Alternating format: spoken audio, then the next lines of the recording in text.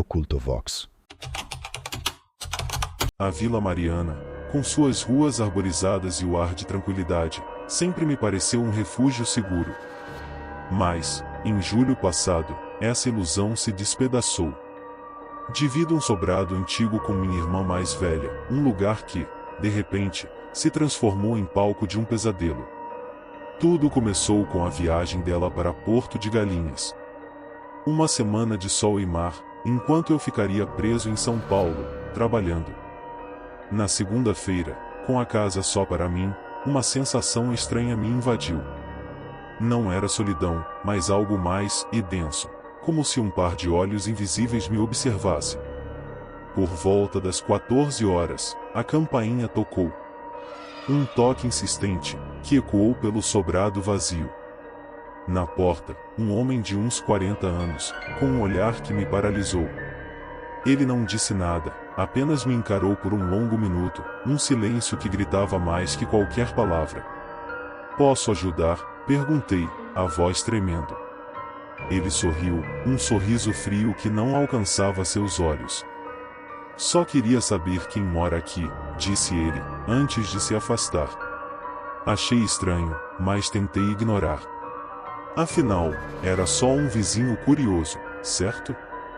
Mas, nos dias seguintes, a presença daquele homem se tornou cada vez mais constante, cada vez mais perturbadora.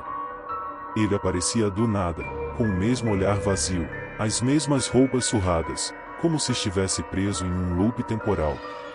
No último dia da viagem da minha irmã, a tensão atingiu o ápice. Enquanto eu tentava relaxar, ouvi um barulho de arranhão na parede externa, como se unhas afiadas rasgassem a madeira. Ao espiar pela janela, vi um vulto se movendo no jardim, rápido demais para ser humano.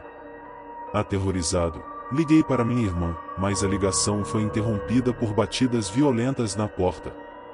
O homem estava lá, gritando, implorando para entrar, com a voz embargada de choro.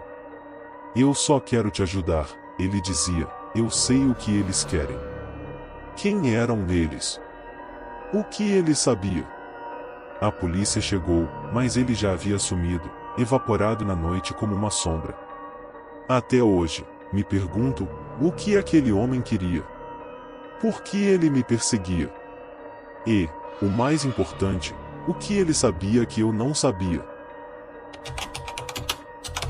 Era uma madrugada abafada, e o silêncio na casa era tão pesado que parecia um aviso. Clara vinha enfrentando dias difíceis. Objetos quebravam sozinhos, os bichos de estimação adoeciam sem motivo, e ela e o marido viviam cansados, como se algo estivesse sugando suas energias. A ansiedade, que a acompanhava desde a adolescência, agora parecia ter ganhado vida própria. Mas naquela noite, o aperto no peito era diferente, mais intenso, como se algo invisível estivesse ali, espreitando no escuro. Depois de tomar os remédios, Clara se deitou, tentando afastar o medo. O sono veio rápido, mas não trouxe descanso. Quando abriu os olhos, estava em frente a uma mansão enorme, iluminada por luzes douradas que pareciam pulsar. Uma música suave tocava ao fundo, mas era distorcida, como se estivesse sendo tocada ao contrário. Carros de luxo estavam estacionados por toda parte, mas não havia ninguém por perto. O ar era pesado, com um cheiro doce e enjoativo, como flores murchas. De repente, um homem alto surgiu da escuridão.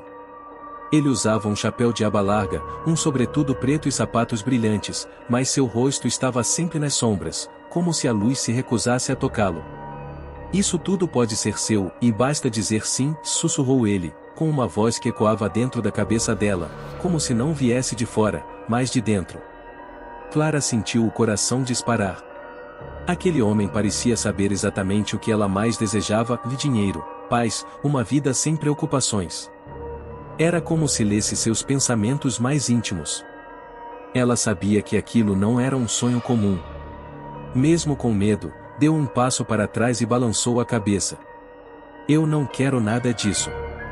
A sombra do homem se distorceu, alongando-se pelas paredes douradas da mansão. O sorriso invisível parecia crescer, e a atmosfera ao redor ficou pesada, como se o ar estivesse sendo sugado.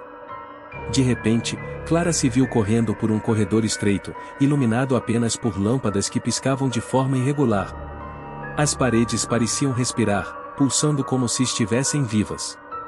Das sombras, criaturas deformadas começaram a surgir, com olhos brilhantes e bocas que sussurravam seu nome em vozes roucas e arrepiantes. Clara. Clara. E as vozes ecoavam, crescendo a cada passo que ela dava. O medo queimava no peito, mas ela continuava correndo, sem saber para onde. As criaturas se aproximavam, esticando mãos finas e ossudas em sua direção. Quando uma delas quase a tocou, Clara acordou de supetão, imóvel na cama, com as mãos juntas como se estivesse rezando. O quarto estava mergulhado em escuridão, e o silêncio era absoluto. Ao lado, o marido dormia profundamente, mas algo no canto do quarto chamou sua atenção. Uma mão pálida e ossuda se estendia em sua direção, os dedos se movendo lentamente, como se a convidassem para algo que ela não queria descobrir. Clara sentiu o sangue gelar. Fechou os olhos e começou a rezar com toda a fé que tinha. Quando abriu os olhos novamente, a mão havia sumido, mas a sensação de estar sendo observada permaneceu, como se algo estivesse ali, esperando. No dia seguinte, Clara contou tudo para Léo, um amigo místico que morava na rua de trás. Ele a escutou em silêncio, o rosto pálido e sério. Pegou suas cartas de tarô e começou a embaralhá-las, murmurando palavras em uma língua antiga. Quando virou a primeira carta, o diabo apareceu, com olhos vermelhos que pareciam fixos nela.